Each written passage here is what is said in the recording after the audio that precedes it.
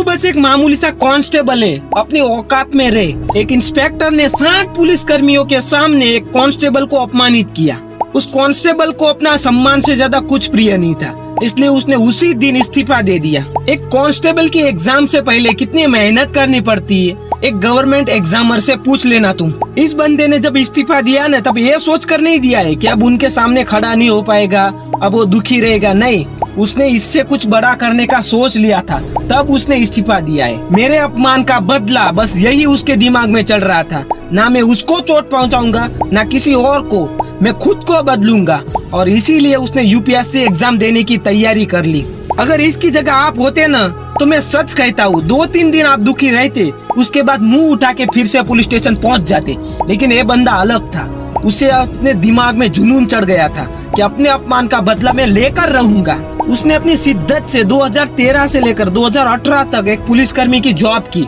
उसके बाद उसने इस्तीफा दिया और 2018 से लेकर 2023 तक उसने मेहनत की, यूपीएससी एग्जाम की तैयारी की। यूपीएससी एग्जाम की तैयारी यानी कि टफेस्ट एग्जाम इंडिया की।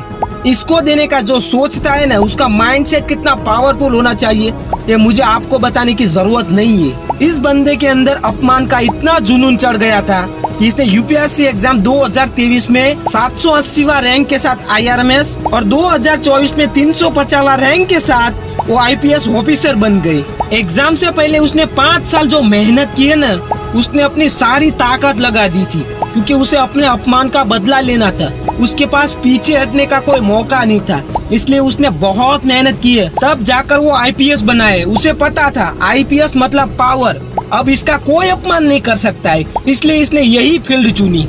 ये सफलता की कहानी है उदय कृष्णा रेड्डी की, जो आंध्र प्रदेश में रहता है। गूगल में सर्च कर लेना, ये एकदम रियल कहानी है, कोई फेक नहीं है। इस बंदे ने 2013 से लेकर 2018 तक कभी नहीं सोचा कि वो आईपीएस बनेगा, लेकिन 2018 में जब उसका अपमान हुआ ना, उसके बाद तो उसके अंदर एक जुनून आ गया आईपीएस बनने का। आपके सम्मान को रोज ठेस पहुंचती होगी, कोई ना कोई आपको ताना मारता ही होगा कि तू कुछ काम का नहीं है, निकम्मा है, फिर भी आपको कोई फर्क नहीं पड़ रहा है।